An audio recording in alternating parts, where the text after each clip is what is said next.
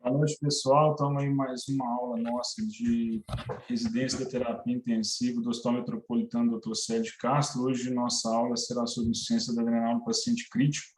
Quem vai falar para a gente é o professor aí, preceptor, Dr. Fábio Gordinho, médico intensivista e, além de preceptor horizontal lá do nosso hospital. Vídeos abertos, áudios fechados, vídeos abertos, áudios fechados, dúvidas no chat, no final a gente abre para as questões e troca de experiência. Obrigado, doutor Fábio. Um abraço, boa aula para nós. Maravilha. Obrigado a você, bom trabalho aí. Vamos lá então, turma, só me deem um sinal aí, vocês estão me ouvindo? Está tudo em ordem. Eu vou passando para você aqui na medida do possível, qualquer coisa vocês me gritam aqui. Beleza, pura. Maravilha. Bom, vamos lá. A nossa discussão de hoje ela é um pouco mais curta, ela é um pouco mais simplificada do que os outros temas que a gente vem discutindo aqui, que é o desafio maior, era condensar um tema em 50 minutos. Os temas são bastante interessantes, todos eles, e o grande desafio é você condensar isso para ter só 50 minutos de discussão e termos pelo menos 10 minutos aí para depois, para discutir e discutir algumas experiências. Nosso tema de hoje é insuficiência adrenal no paciente crítico. Né? O tema, na verdade, era um tema generalizado, generalista, como insuficiência adrenal. Insuficiência adrenal, se a gente for falar em insuficiência adrenal primária aqui, a gente vira uma discussão de endocrinologia, né? Como o nosso escopo aqui é o paciente crítico, o nosso ambiente que é o paciente crítico, a gente vai discutir basicamente somente a insuficiência adrenal no nosso perfil de paciente, que é o paciente crítico lá da terapia intensiva. Pode passar, Luiz.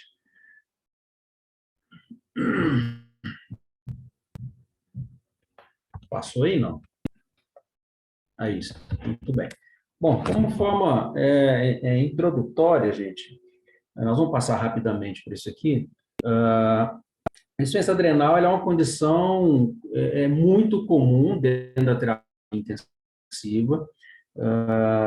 Na clínica médica, a disfunção adrenal primária é a mais preponderante no paciente endocrinológico, e no paciente crítico, secundária e terciária são as duas disfunções mais importantes. Na verdade, é a disfunção da suprarrenal, da glândula suprarrenal mais importante dentro da terapia intensiva é a disfunção adrenal secundária e terciária. Secundária e terciária são divisões muito mais teóricas e elas se sobrepõem muitas vezes na prática diária do paciente, porque dificilmente você vai ter uma disfunção adrenal somente secundária ou somente terciária dentro do paciente, no ambiente do paciente crítico, e elas se somam muito, de forma que você tem geralmente não só a disfunção na produção de cortisol, mas também tem a disfunção na produção de mineralocorticoide. Eles se somam, é mais comum somente na produção de cortisol, mas no paciente bastante crítico, bastante consumido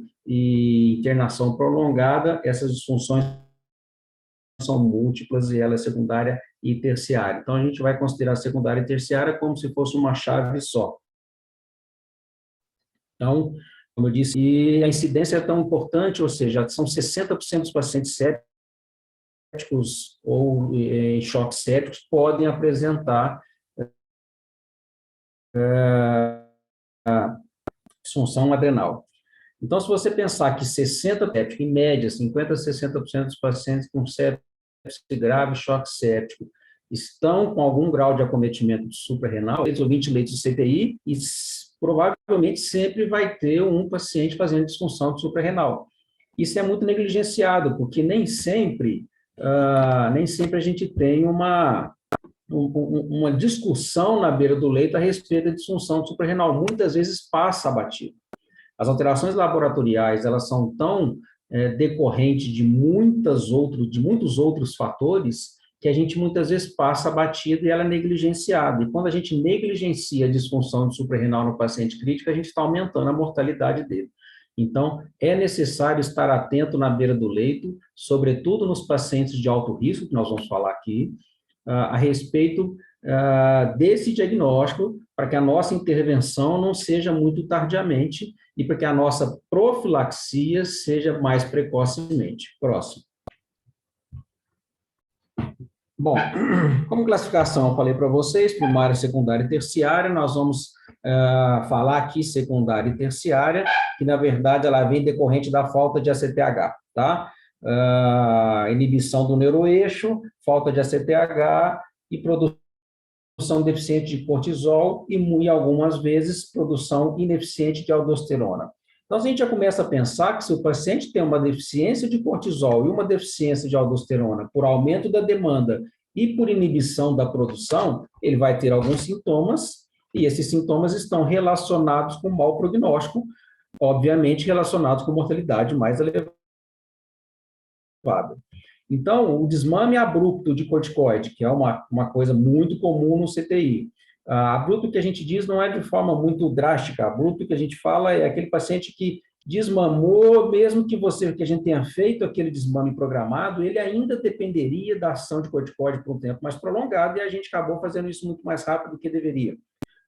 Remoção de tumores de hipófise, que não é o nosso dia a dia, lá aí no metropolitano, mas as infecções sim, o choque sim, o paciente com morte encefálica também é um paciente que faz uma disfunção adrenal secundária, muitas vezes terciária. Então, nós temos esse perfil de paciente, nós temos um perfil de paciente séptico com incidência muito grande, e a gente, consequentemente, tem uma incidência grande de insuficiência adrenal. Próximo. Bom, aqui a gente não vai se ater demais isso aqui, mas só para lembrar, porque existe uma particularidade, uma curiosidade, na verdade, naquele paciente com disfunção suprarrenal crônica, esse é o paciente que as pessoas conhecem que ele vai ficando hiperpigmentado, ele vai ficar com a pele escurecida. Além dos sintomas clássicos de hipotensão, hiponatremia, hipercalemia e a demanda por sal, quando esses pacientes têm disfunção renal primária, crônica, isso acontece muito mais no consultório do que na terapia intensiva, esses pacientes estão mais hiperpigmentados, estão sedentos por sal. Eles são hiponatrêmicos e hipercalêmicos, e essa hiperpigmentação ela vem do fato do ACTH mais elevado por conta da disfunção primária crônica. Ela tem uma semelhança molecular com o melanotrópico. Então, quando o ACTH em doses muito altas, ele começa paralelamente estimular a produção de melanina. Os pacientes, principalmente em áreas de dobra, palma da mão, dobra, joelho e nuca, eles vão criando uma coloração mais importante. Isso na nossa prática diária na terapia intensiva é pouco comum. Pode passar, Luiz. Vou passar até 2 aí. Só para exemplificar a pigmentação das mãos, canto de boca, joelho e nuca, pode passar mais um. Muito bem. Aqui a gente percebe o seguinte, se a gente tem a adrenal produzindo, principalmente, nós vamos considerar aqui, principalmente, duas substâncias importantes que estão associadas à nossa prática clínica, que é o glicocorticoide, entende-se isso como cortisol, e o mineralocorticoide, entende-se isso como aldosterona, a disfunção da adrenal, consequentemente, leva à redução da produção dessas duas substâncias e, consequentemente, os sintomas vêm daí. Muito bem. Se a ação dos glicocorticoides, entende-se aqui cortisona, no sistema cardiovascular é aumento da pressão e endotropismo positivo, a deficiência causa hipotensão. Então, é aquele perfil de paciente crônico, aquele perfil de paciente que está lá há muito tempo dentro de terapia intensiva, que ficou muito grave, ou que está muito grave em choque séptico mal perfundido, que apesar de tudo que a gente tem feito, a demanda de cortisol é muito grande e ele não melhora, e ele tem hipotensão refratária, esse é o perfil que precisa de intervenção nossa. A intervenção é substituir o cortisol, a gente faz isso com hidrocortisona, tá? Daí vem a orientação de usar a hidrocortisona nos pacientes em choques sépticos. Por que só em choque séptico? O paciente que não está chocado, apesar de ter muitas citocinas liberadas na sepse, e essas citocinas inibem a produção de cortisol, esses pacientes não se beneficiam com o corticoide. Mas o paciente em choque séptico, que também tem as citocinas elevadas inflamatórias, diminuindo a produção de cortisol, mas também pelo choque tem a hipoperfusão da suprarrenal, esses pacientes melhoraram com o uso do corticoide, mas não melhoraram de forma importante na mortalidade, melhoraram de forma importante na redução de aminas vasoativas mais precocemente. A associação com mortalidade, ela é uma associação muito mais empírica do que demonstrativa. Com relação a metabólicos e neurológicos, confusão e delírio, ou seja, é o paciente que está lá hipotenso crônico, em uso de amina vasoativa, séptico, ou em pós-operatório, ou em politrauma, ou fazendo sepses recorrentes, que já fez uma, tratou, fez outra, estamos tratando. Aquele paciente que nunca teve que não consegue atualmente ter um grau de vigília importante, ele está sempre em delírio, ele está sempre torporoso. É o paciente que tem hipoglicemias ou disglicemias importantes, e as duas principais alterações laboratoriais é a hiponatremia e a hipercalemia. Então, neste perfil de paciente, quando a gente está correndo à beira-leito e esse paciente se manifesta de forma rotineira, de forma persistente, com sódio baixo e o potássio tendendo a elevar, que nem sempre o potássio eleva de forma importante, ele só fica mais limítrofe, muitas vezes, na maioria das vezes, este é um perfil de paciente que a gente não pode deixar de pensar na possibilidade de estar fazendo disfunção adrenal. Muitas vezes esse paciente já fez 1, 2, 3 quadros sépticos, ele já está numa melhora clínica, mas ele está agarrado, aquele paciente que não decola, que fica ainda fazendo hiponatremia, e muitas vezes esse paciente recebe furosemida, ele recebe uma série de medicações que pode interferir, e a gente esquece de lembrar da insuficiência adrenal.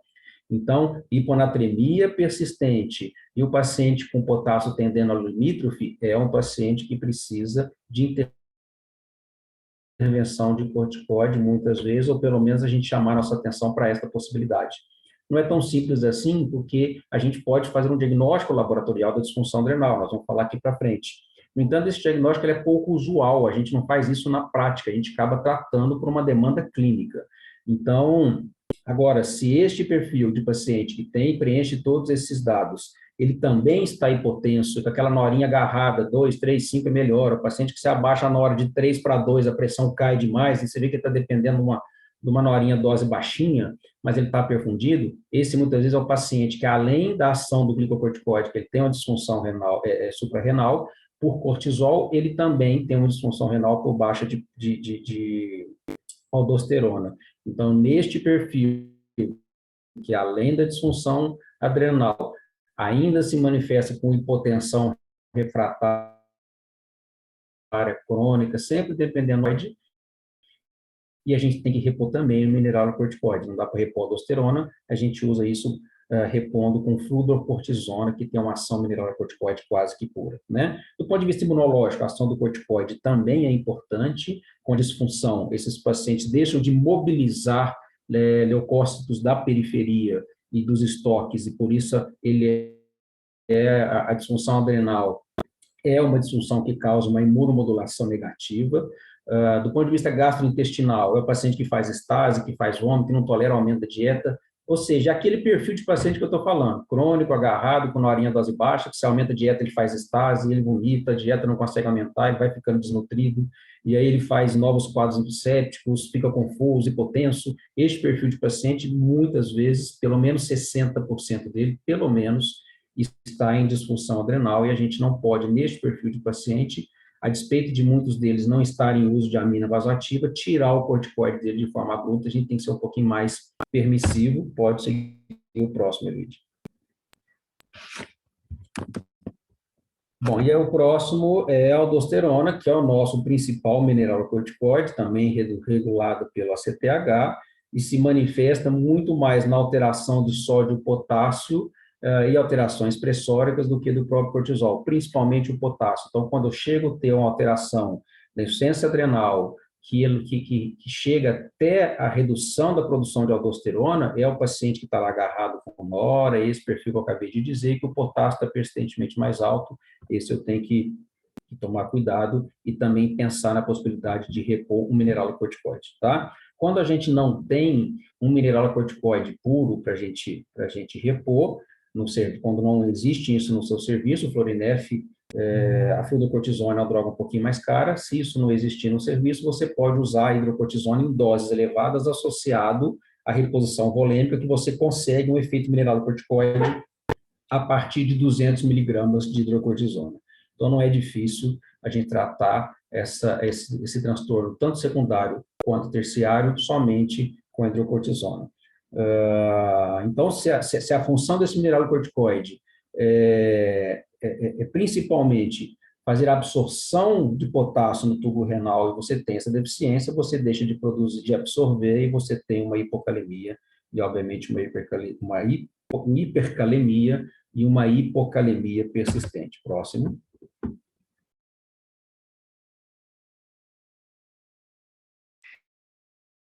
Vai passar aí, gente.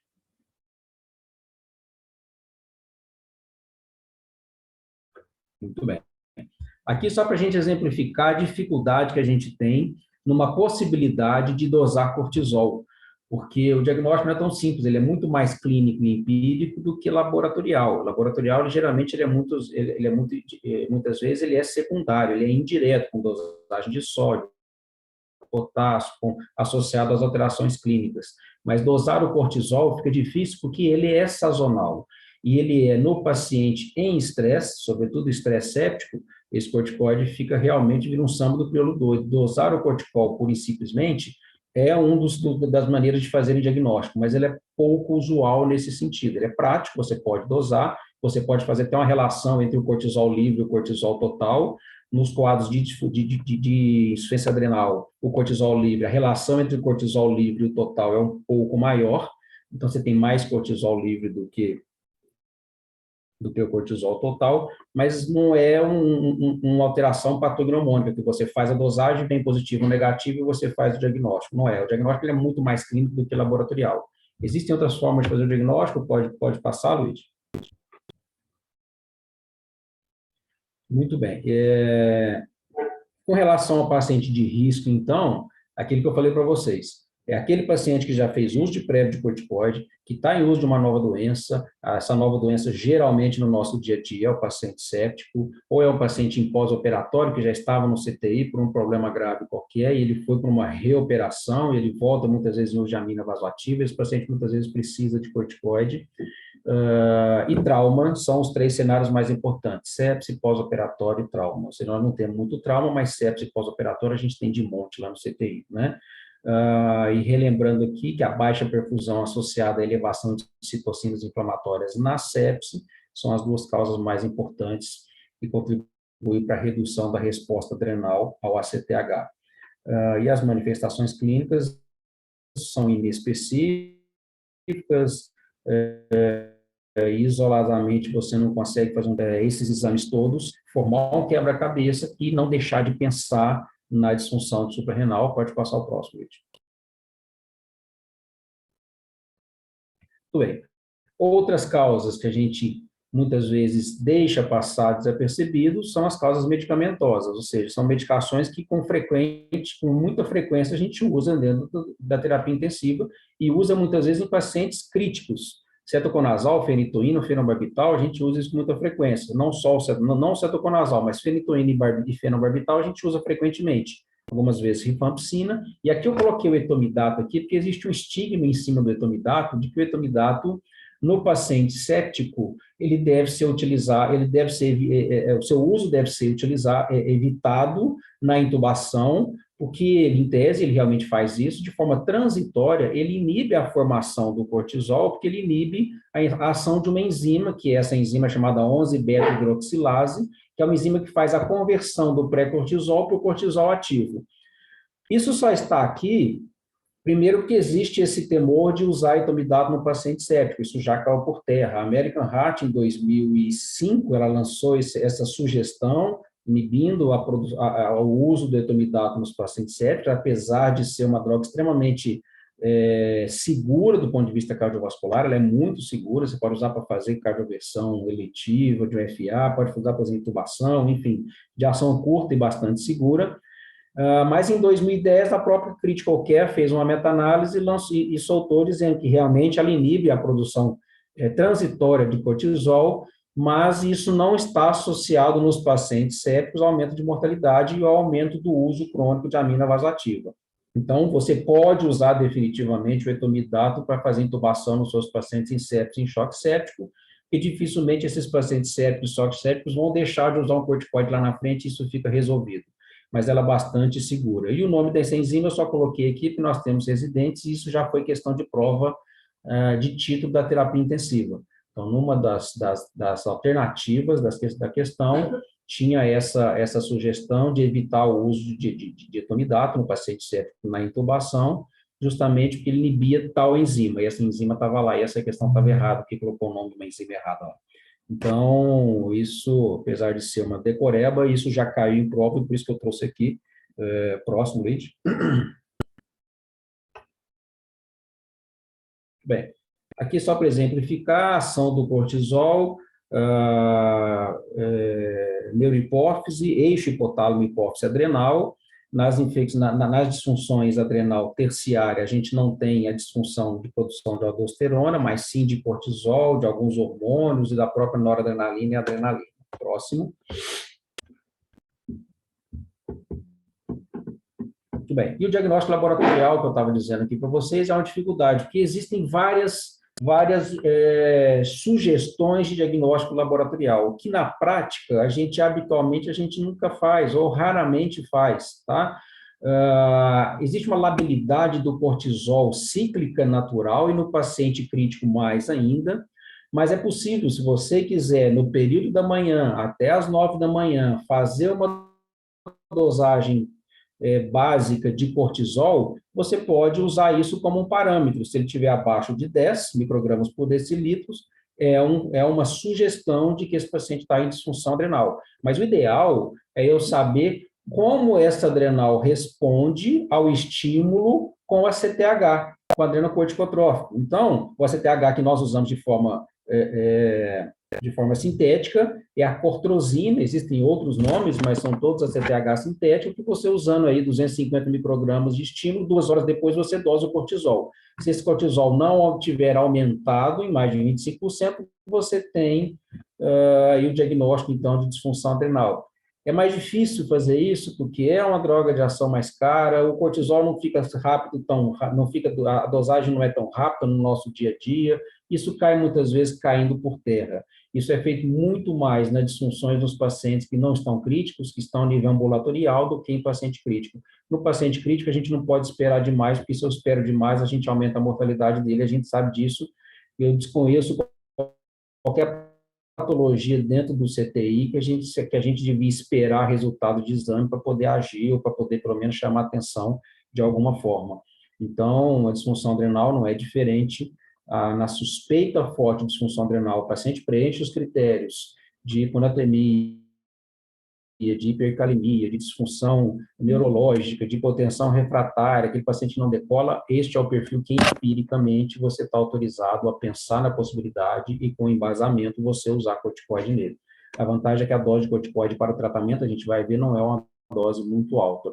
Aqui embaixo, uma outra sugestão, tem várias sugestões de fazer, usando valores diferentes, e aqui também, se você, no seu serviço for possível, uma concentração de cortisol salivar, é possível fazer isso, você imagina, pegar um paciente xerostômico dentro do CTI, ficar dosando, coletando saliva para fazer dosagem de cortisol. É pouco prático para o nosso dia a dia, isso muito mais para o paciente eletivo, ambulatorial, do que nos nossos pacientes críticos. Próximo, Luiz.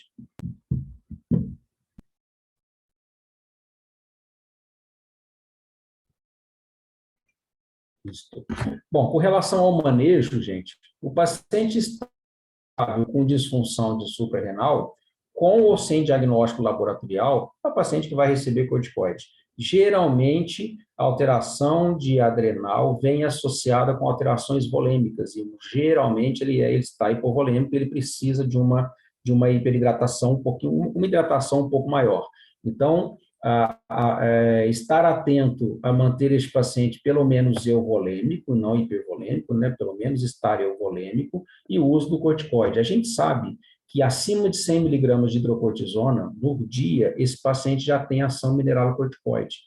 E 200 miligramas eu tenho a ação máxima mineralocorticoide da hidrocortisona. Por isso que vem a dose de 200 miligramas por dia no paciente em choque séptico. Daí que vem o Survive Sepsis Campaign, que estimula o uso da hidrocortisona nesta dose, que pode ser a cada 6 horas 50 miligramas ou 100 miligramas a cada 8 horas, para a gente não perder o frasco, tá? Você pode até usar de forma contínua, usar em 24 horas 200 miligramas diluído continuamente para correr em 24 horas, não há problema. Mas 50 miligramas é o que a gente habitualmente mais faz, tá? No paciente instável, essa dose, a diferença é que você tem uma dose de ataque de 100 miligramas de hidrocortisona, depois 50 miligramas a cada 6 horas, e depois de estabilizado, a dose de hidrocortisona para uso a médio e longo prazo, às vezes o paciente precisa usar isso pelo menos durante 2, 3 semanas, mesmo depois de sair do CTI ele precisa estar usando, a dose já é um pouco menor do que aquela que a gente usa habitualmente. Então, não preciso mais do que 5 miligramas de prednisona ou 25 a 50 miligramas de hidrocortisona por dia, né? E quando necessário usar a fluorocortisona, a dose intermediária sugerida é de 0,1 miligramas ou de 100 microgramas. Lembrando, no paciente instável, ele precisa de uma hidratação vigorosa e eu preciso observar, obviamente, monitorizar os marcadores de perfusão, isso é bastante óbvio. Próximo vídeo. No paciente, então, com sepse grave, que é o nosso perfil de paciente mais comum, a gente tem aqui vários trials, a gente vai ficar falando sobre todos eles, a gente tem vários trials sugerindo, então, que corroboram para o uso da hidrocortisona nesse perfil de paciente, são vários trials, mas mostrando aí que eles com o uso da hidrocortisona diminuiu-se a necessidade de vasopressor, com o uso da cortisona diminuiu o tempo de resolução do choque, mas a alteração da mortalidade, ela é uma ligação ainda tênue da redução da mortalidade, não é uma redução importante, mas a gente precisa usar. Então, todo paciente em suspeita clínica, eu posso e devo realizar o teste, se possível. Se você tiver isso fácil no seu serviço, você pode usar o teste. Dosagem de cortisol ou, preferencialmente, a variação do cortisol após o estímulo de ACTH. Mas no paciente em choque séptico refratário, a gente habitualmente não faz, e você está autorizado já pela literatura a usar a hidrocortisona independente dos resultados dos níveis de cortisol, porque muitas vezes a disfunção da adrenal ela não é primária, ela é por alta demanda, ela só não consegue suportar a demanda toda que esse paciente tem, então eu preciso ajudá-lo. Próximo. Tudo bem. Aqui, recordando, para a gente não esquecer os sintomas mais comuns no CTI, naquele perfil de paciente crítico, paciente com astenia, paciente com alteração de nível de consciência, muitas vezes agitação ou torpor, o paciente com hipotensão refratária, que está em uso daquela amina vasoativa dose baixinha, ou que você os pressóricos, paciente que não tolera o aumento da dieta, náusea e vômito, que está distendido, que tem muitas vezes estase gástrica, aquele paciente que está com aquela hipoxemia discreta, que não sobe, não decola, a gente sempre acha um filtrado no raio-x para justificar disglicemias, hiponatremia e hipercalemia. Hiponatremia e hipercalemia é o que mais chama atenção na beira do leito lá, tá certo? Porque os outros sintomas estão muitas vezes associados com muitas outras coisas, tá? Aquele paciente também com acidose metabólica, já melhorou, está estável, está bem, mas mantendo sempre uma acidosezinha, que a gente sempre acredita essa acidose metabólica, disfunção renal ou baixa reserva alcalina, muitas vezes é o paciente que também pode estar fazendo isso por conta da disfunção adrenal. Próximo. Muito bem. E aqui, gente, são as considerações finais. A gente falou aí do quadro clínico, do perfil de paciente, a gente falou da suspeita diagnóstico, de como fazer o diagnóstico clínico e como fazer a ação baseada no seu diagnóstico sindrômico, né? Aquele paciente que você está vendo e suspeita fortemente disso. Então, como consideração final, para a gente terminar, o tratamento, então, ele não pode ser retardado por procedimentos diagnósticos. Se você fez a suspeita diagnóstica, é como embolia, fez a suspeita diagnóstica, trata e corre atrás do diagnóstico se você quiser. Exames laboratoriais devem ser feitos, específicos ou não, se você tiver específico, sim, caso contrário, são exames de quebra-cabeça mesmo. No entanto, a terapia deve ser iniciada imediatamente. A dose de hidrocortisona, de uma maneira geral, 100 miligramas de hidrocortisona como dose de ataque, depois 50 miligramas de 6 em 6 horas, é o que se mais usa habitualmente, e sempre associado a uma ação inicial de uma expansão volêmica. Essa expansão volêmica aí, ela pode gerar em torno de 10, 15 ml por quilo, ou seja, convencionou-se 1 litro em 1 hora. Então, ou seja, faz 1 litro de solução salina, mais os 100 miligramas de hidrocortisona, e esse paciente respondeu, e muito provavelmente ele tinha uma disfunção suprarrenal, né? E aí, aquilo que eu falei, você pode usar 50 miligramas 4 vezes por dia ou 200 miligramas continuamente. E depois, assim que possível, se o paciente tiver uma via inteiral pérvia, você deve passar para uso oral. Eu acho que esse é o último passo aí, Luiz.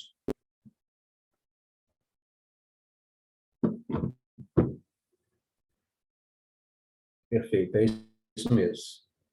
Aula curtinha, foi bom, que a gente pode discutir. Não, bom demais, Gordinho. Desculpa ter ficado com o vídeo fechado. O meu estava no atendimento. Agora eu consegui dar uma sossegada aqui, cara. Cara, eu assim, estava no atendimento tentando prestar um olho no peixe, outro no gato, né? Mas é um tema extremamente importante, né, Gordinho? Que passa muito, muito desapercebido dentro das nossas Realmente UTIs. passa. E muitas vezes a gente perde o time do tratamento. Eu acho que você falou isso daí, da gente começar mesmo que na dúvida, na suspeita. Às vezes a gente vê aquele paciente ali com uma droga vasoativa, uma norinha, dose baixa, ali, 3,4, 3,4, uma labilidade pressórica muito grande, e a gente não peca, né, em tratar. Aí pode ser que seja só pela insuficiência da suprarrenal que essa nora a gente não consegue tirar.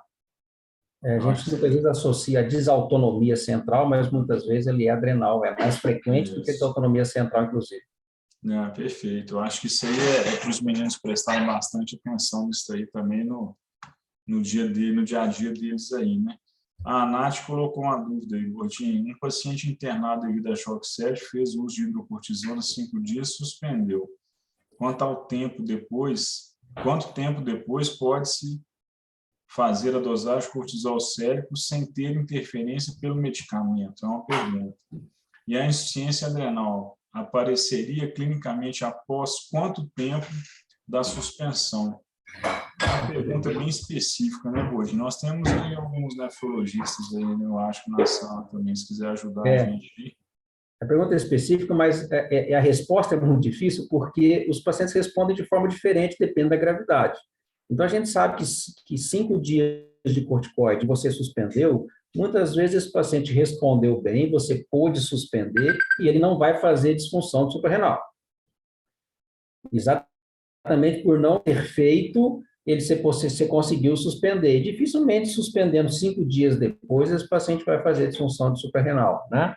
A disfunção suprarrenal secundária e terciária que a gente vê no CTI é aquele paciente crônico que usou corticoide em dose alta, que usou de forma um pouco mais contínua, que fez um quadro séptico grave. Não é aquele paciente que cria um DPO6 exacerbado, uma crise asmática grave, que você fez uso de hidrocortisona, dose até mais alta, às vezes 400 miligramas por dia, e suspendeu no 5º dia, que ele vai fazer disfunção suprarrenal. Isso é pouco comum.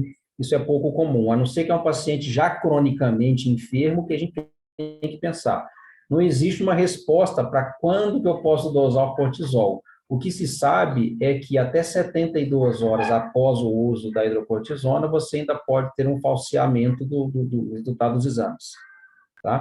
Mas isso é inespecífico, porque isso numa paciente saudável, com 48 horas, você não tem mais ação desse cortisol. Mas no paciente crítico, isso pode perpetuar. Então, habitualmente, considera-se 72 horas.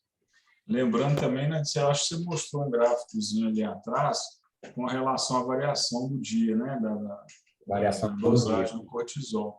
Então, Nath, na prática, a gente trata, eu acredito que na maioria dos CTIs que eu passei até hoje, se eu não me engano, só um deles que a gente tinha por hábito, eventualmente, fazer a dosagem do cortisol. Todos os outros a gente tratava empiricamente, sabe? Então, lembrar também que a gente está pensando aqui, né, gente, nossas aulas a gente deixa sempre bem claro que a gente não pode pensar nos fatos separadamente. Você está pensando em insuficiência de suprarrenal, mas, ao mesmo tempo, você está tratando outras causas de disfunção desse paciente, né? A insuficiência suprarrenal por si só, ela não vai ser o maior problema do paciente, na maioria das vezes, né? Do nosso paciente. Ela vai piorar o quadro dele, mas não necessariamente ela é primária, né, Gordinho? Raramente ela é primária, né? Raramente ela é primária, e as secundárias e terciárias são crônicas. E como ela vem cronicamente insidiosa, ela responde na melhora também de forma crônica e insidiosa. A recuperação é sempre mais lenta, por isso que a gente usa muitas vezes até 3 semanas de corticoide oral. Perfeito. Mais alguém aí, turma, querendo fazer algum questionamento, alguma dúvida? Todo mundo sabendo tudo aí de suprarrenal, assunto facinho, né, Gordinho? Os Fábio, meninos o tempo perguntam de lá. uso que você falou agora é no máximo 3 semanas ou eu posso usar mais do que isso? Você pode usar mais a depender da evolução. A depender da evolução. Na terapia intensiva, muitas vezes os pacientes saem usando. Lá na clínica médica, que o pessoal tem esse desafio de fazer no desmame, né? E esse desmame, eles quase que 100% das vezes, ele é empírico. Eu vou reduzindo, o paciente sustenta a estabilidade dele, a melhora com os exames bons, eu vou reduzindo, suspendi o corticoide, até 72 horas depois, ele não fez alteração laboratorial, estudo de potássio, de estudo de sódio, não fez torpor, sonolência, não ficou sonolento, não fez hipotensão, ele tem a suprarrenal dele normal, produzindo. Eu não precisa ficar dosando cortisol, não, sabe? Bom demais. Mais alguém aí, turminha? Bruninho, turma do fundão aí? Não, né? Todo mundo cansado, tá certo. Perfeito, Fábio. Gordinho, mais uma vez, obrigado, viu, cara, pela dedicação. Desculpa a minha ausência aí, meu carro na tela aí nesse tempo. Mas semana que vem a gente dá continuidade. Agradeço aí os participantes dos outros hospitais que estão fazendo parte das nossas aulas semanais aí também. É isso aí, turminha. Parando a gravação. Boa noite a todos. Obrigado aí mais uma vez.